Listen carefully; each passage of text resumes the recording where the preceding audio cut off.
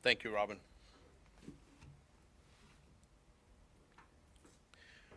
I want to thank everyone for their patience and understanding as we prepare to provide information on the shooting that happened at our Wilmer-Hutchins High School.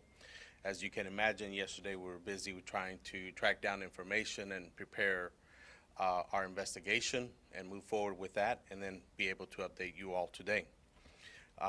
This is obviously not something that we want to happen, but we understand the violence that is happening in our communities, not only in Dallas, but throughout the state.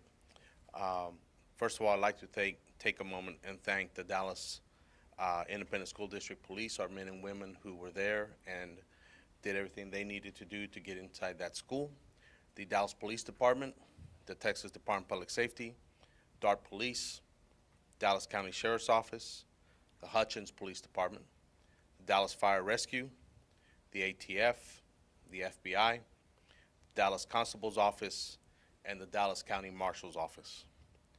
The Dallas Independent School District Police is the lead investigative agency in this shooting. We are committed to making our schools the safe haven that we all expect. Safety is everyone's responsibility, and it starts in our communities and continues on in our schools.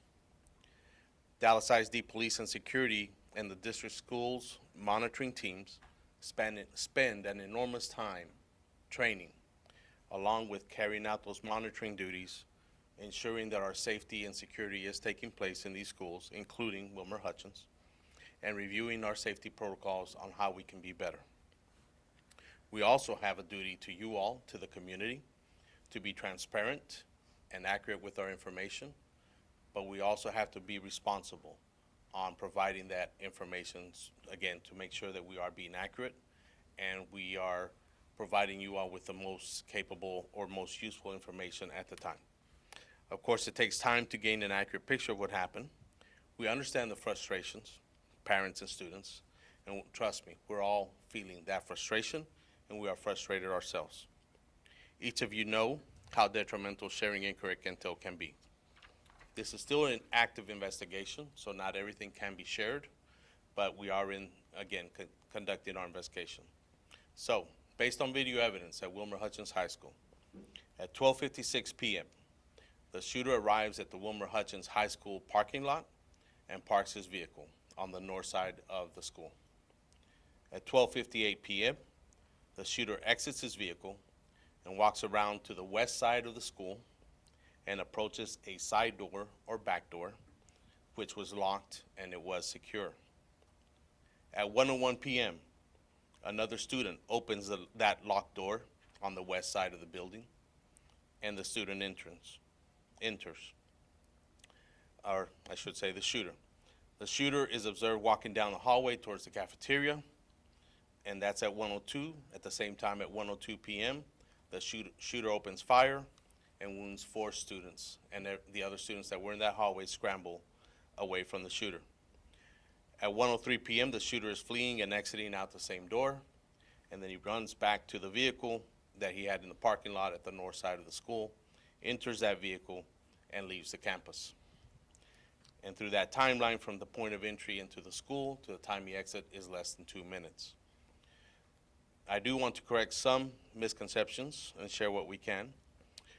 We've worked on our safety protocols. Again, this entry was not made through the front doors, the metal detectors. We've talked about that. Obviously, we were here about a year ago talking about this very situation, but this did not happen through our front doors or through our metal detectors.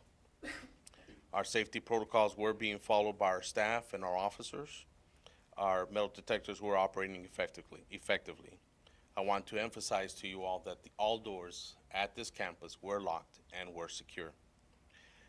As you know now, the suspect is in custody, and he was a student enrolled in Wilmer-Hutchins High School. Our students' privacy limits does not allow the district to confirm his name, but that is pretty much common information now. The suspect was let's see, again, mentioning here that 4 students were wounded in this shooting. Another 5th student suffered a injury, but that was more of a scrape or a bruise from the falling and running.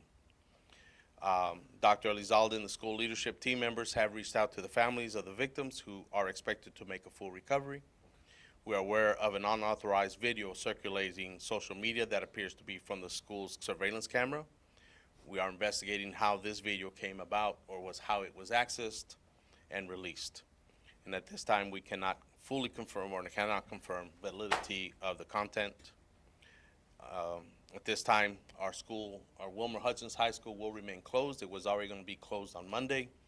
Our staff will return on Tuesday, and we expect our students will return on Wednesday unless the superintendent and our staff or cabinet members decide otherwise. With that, I'm going to open it to you all for questions. Sir. Can you tell us why did the district wait for 4 hours to tell the public that the gunman was on the loose? Yes, ma'am. So in these situations, first of all, we're dealing with a very large high school. Our protocols are very simple. We go in to stop the killing, stop the dying. It's written in law. It's written in our policy. Once we've established that, we're rendering aid, ensuring we get the students out, and then we start sweeping the school. So by the time we finish with all that, then we're getting information. This is the potential shooter. Usually, with all these situations, there's always a second shooter, real or imagined.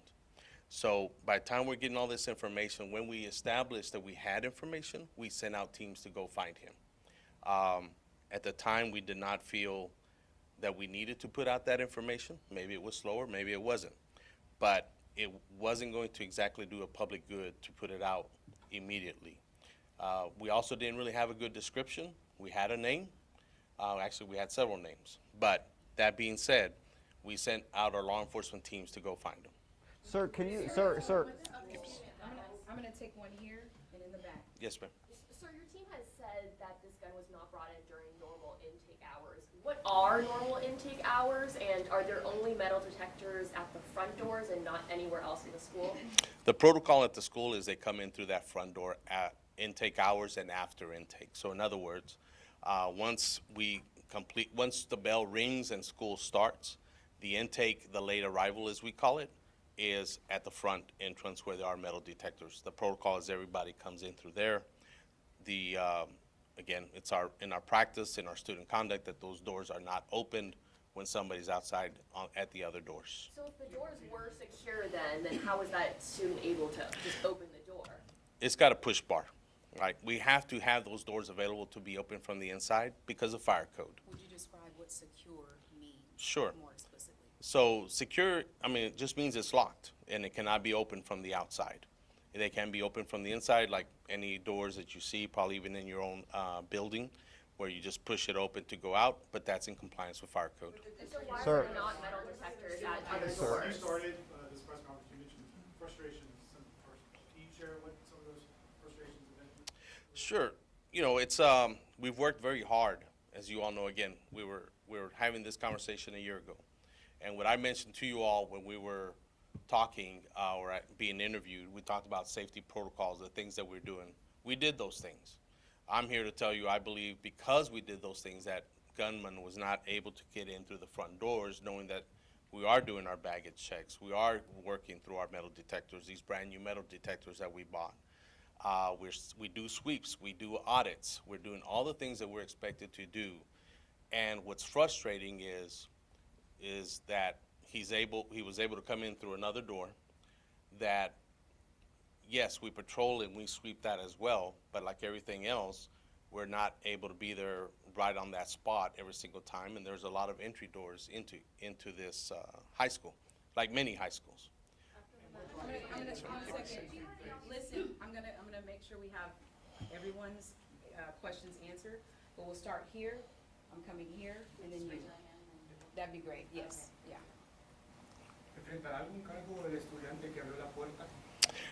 Ahorita para ese estudiante que abrió la puerta,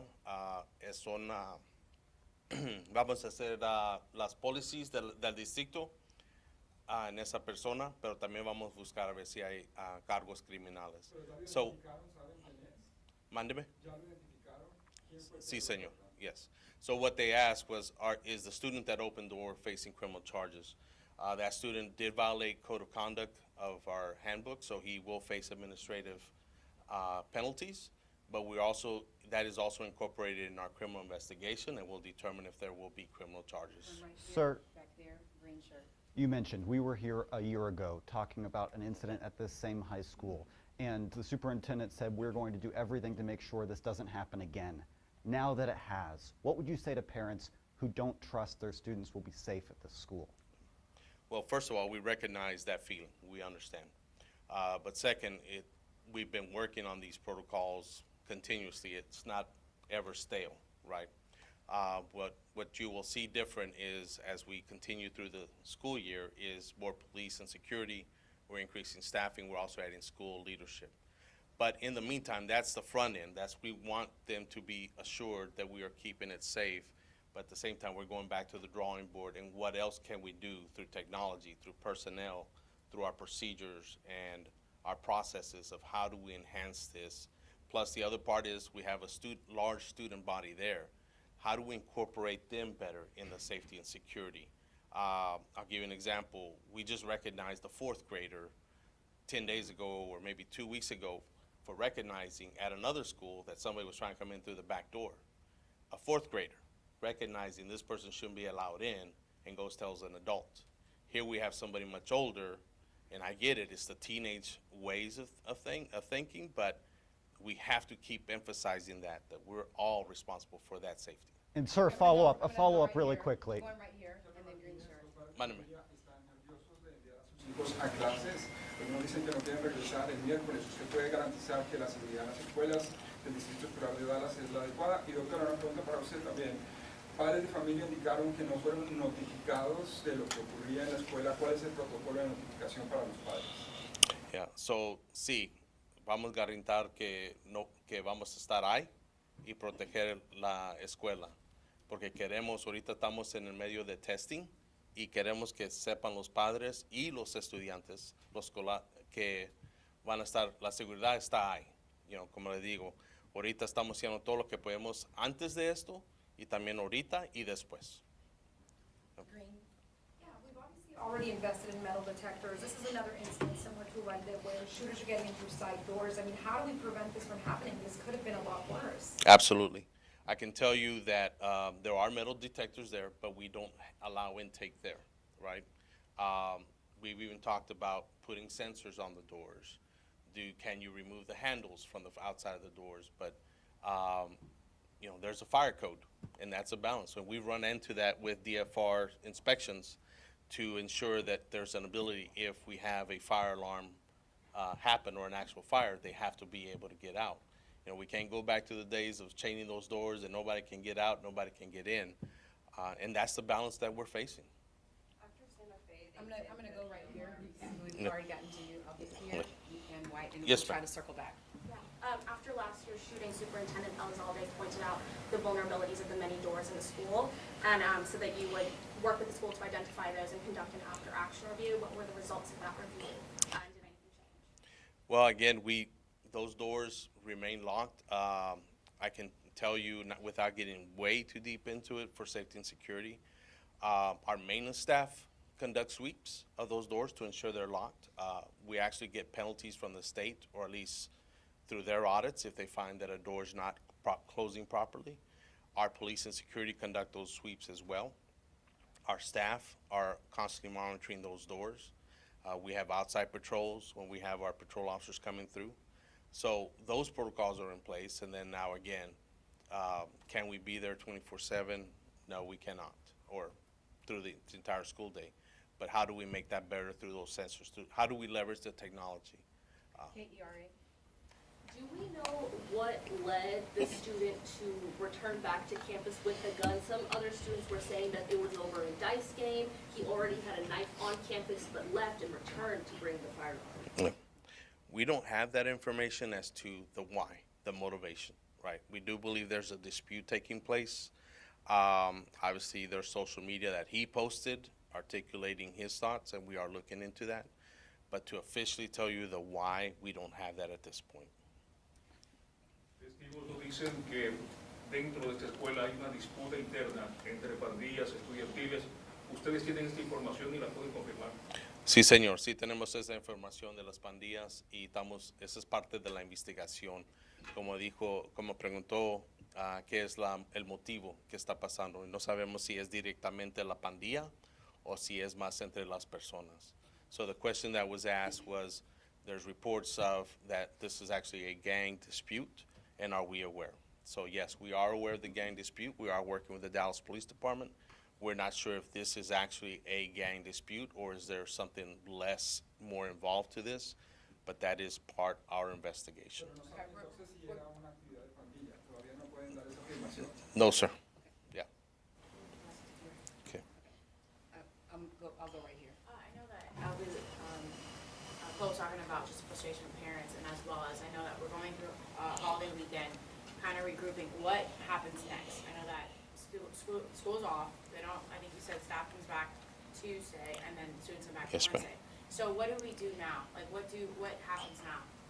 So on the front end, you will see, again, a larger police presence. The superintendent has made decisions to bring in other school leaders into the campus, as well as additional staff, so that we can increase our presence, so that we can establish a stronger presence around checking the schools and providing support to the school. At the same time, while we're doing that, we will, again, going back to the drawing board and look at what else can we do better?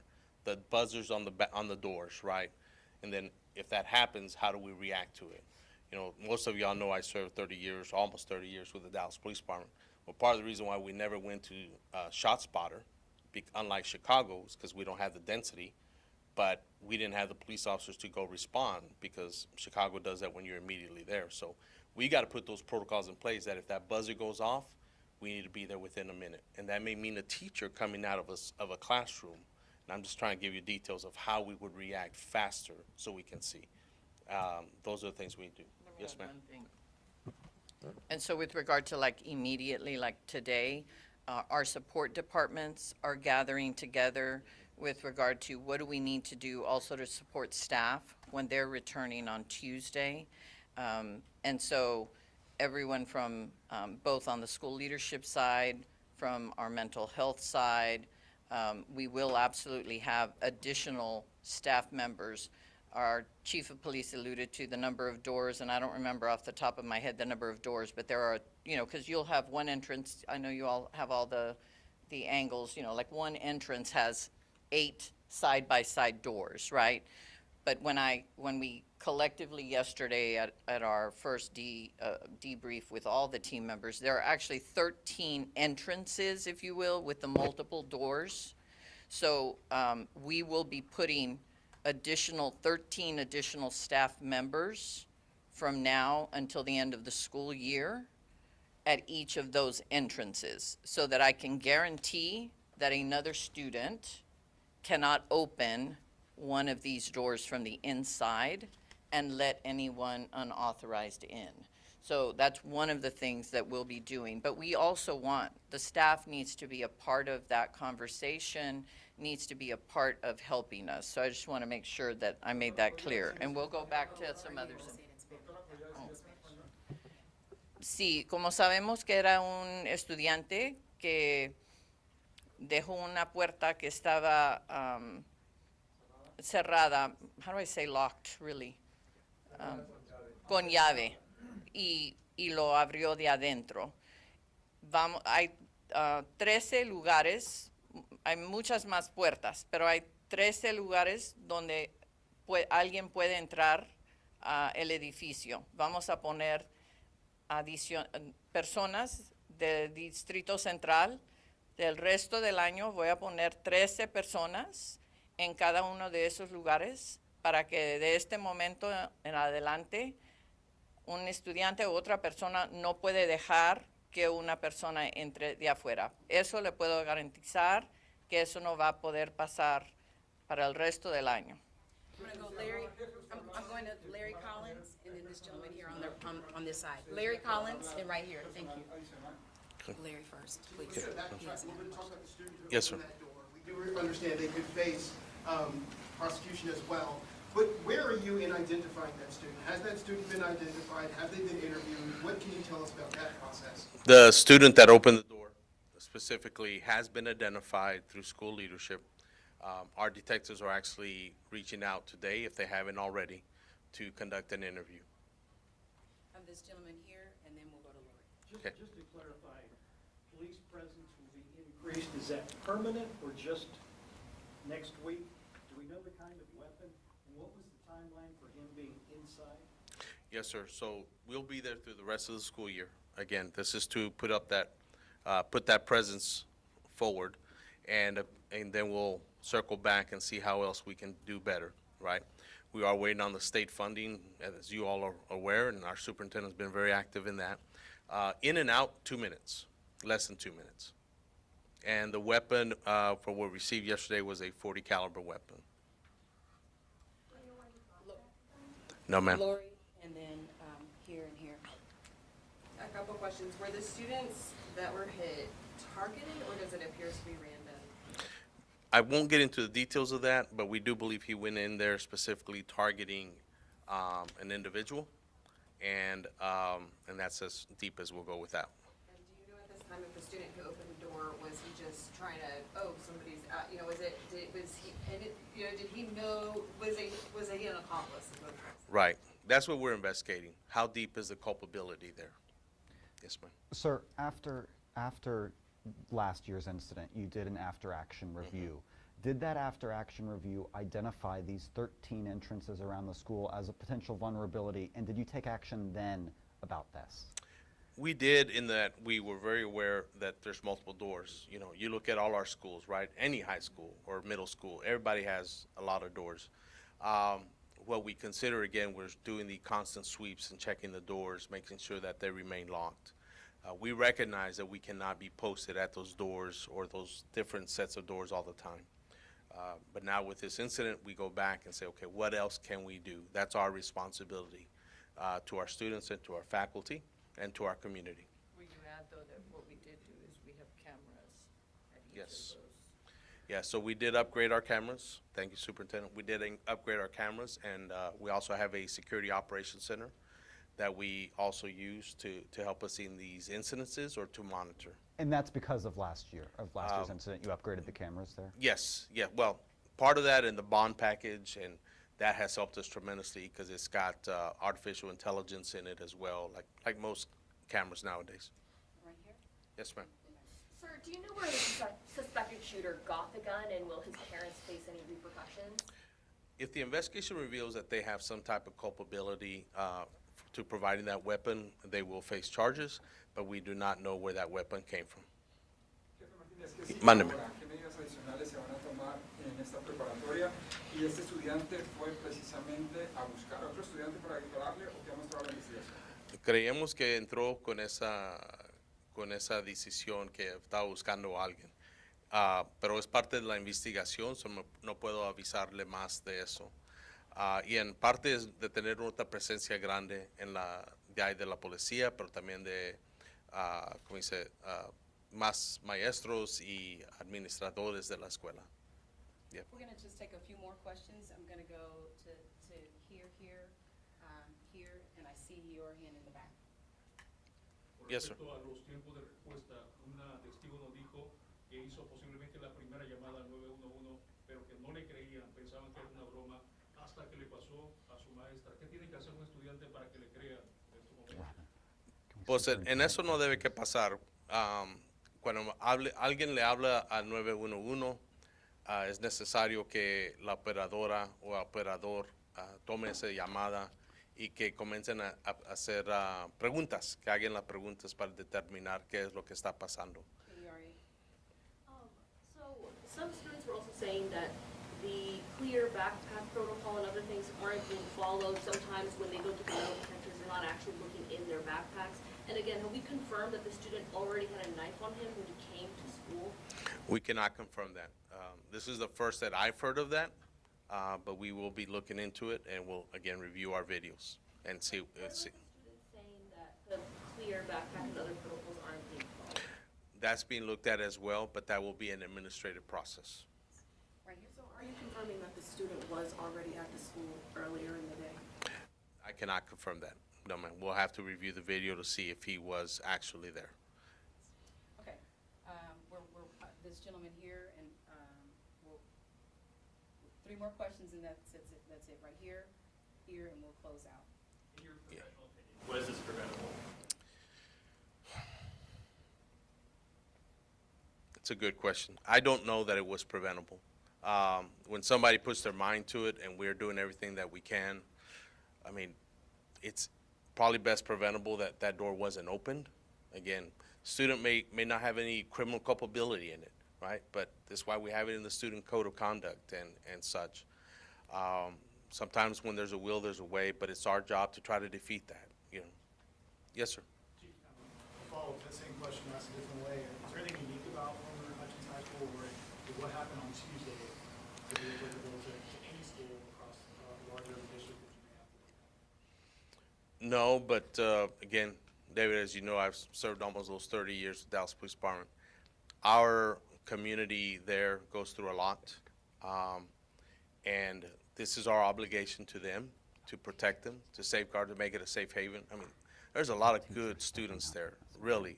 The programs that are offered there, the college career, military readiness, so many of those students are there just for an education and to elevate themselves, just like we want and we want for our own children. And that's our obligation. That's what we're focused on. And those bad few apples or those few bad apples, it's our job to be surgical and precise, but our mental health programs are robust. And that's really where the fight is. It's in that mental health and the socioeconomic services that we provide along with other entities. That's how we prevent school shootings. We got to connect. You know, one of the theories out there, or maybe it's reality, the way we prevent school shootings is by having a student that can connect to at least one person, whether it's a teacher, a police officer, another student, a football team member, or a chess club member, anything, so that they feel connected. And that's where the bottom line is for us, not just the law enforcement side, but through our school leadership and police department. What's unique about this police department compared to Dallas Police, where I served, was so we have an opportunity to do much more, and that's what we've been working on. Chief. We're gonna do this last question here. Yes, sir. Chief, in the immediate aftermath, we talked to students who said that their teachers leapt into action immediately, locking doors, telling them to hide in the corner, and saying that they would stand in front of their students if the gunman came into their classroom. What do you think hearing that, and are teachers trained to do that? Yes, sir. We go through that training every year. We talk about it. We have the Raptor alert. We have all these protocols. That is key because in a real sense, they are the first responder, right? I mean, we did have a police officer on campus and a public safety officer, and they have a job to do. But our teachers, as you said, will do everything they can. Again, we have amazing teachers, amazing staff, but they are part of that front line, and it's our obligation to them to not only keep them safe, but to train them when things like this happen. Let me just say some closing words. This is, certainly all the questions you all are asking, I hope you all recognize those are the very same questions that we ask ourselves. And it is absolutely tragic when the students, overwhelming majority of our students who show up every day at this school are working so that one day maybe they can be who you are. So they can be a reporter, so they can be a teacher, so they can be a fireman, a police officer. And our students, there are some students who are dealing with a lot of things outside of the school. And we also know that it is still our responsibility to do our very best. Those doors, I just need to reiterate, those doors by law have to be able to be opened from the inside, because you all would be right back here if some other tragedy occurs and those doors were not able to be opened and kids and adults needed to exit. So while there are certainly many things that, again, we will go back and we will look, this is an instance where someone had something they were intent on doing. While we can't give specifics, what appears to be clear is that this was not random in terms of the intent. And again, the culpability of the other individual that created the vulnerability is still under investigation. And so our law enforcement will take that lead. Our teachers, I also heard from our students, from our parents, and how the teachers immediately did their protocols, put the doors on lock, put the kids behind their desks, and stood in front. Those teachers did all of that to ensure that all of the students were safe, and that puts themselves at risk. So there is nothing that a district member wishes we could figure out. If we knew exactly how to solve this problem, we would solve it. It's going to take all of us. And yes, there are absolutely things we could do better. Please note that the first thing that we did was ensure that the kids that were injured were rendered aid immediately, and that we were sweeping the school to ensure that the shooter was no longer there. Was it only one shooter? It's very, very complex. And we appreciate your all's patience. We want to give accurate information. We want to be transparent. You all have experienced with other recent events what happens when information gets out that isn't accurate. And so it's very, very challenging to try to get as much information to you as possible. And this is a very, very heavy feeling for everyone, but I also want us to remember it cannot be heavier for any of us than it is for our families, for our students, and for the staff of that school. They have endured. And so we're going to put additional staff members there, from central office staff members to additional police presence. And I want to reiterate, since there are 13 different avenues of multiple doors, we will have staff that will be there for the last 23 school days throughout the entire day. It's not just going to be when the students arrive. They will be there the entire time that the school is in session, so that this one vulnerability that we now see, we can do something about that from now until the end of the school year. And we also know it's something we're going to have to consider, that the entire state, the entire country has to consider at every single school, because Wilmer-Hutchins is not unique in terms of how many doors you have. So thank you very much.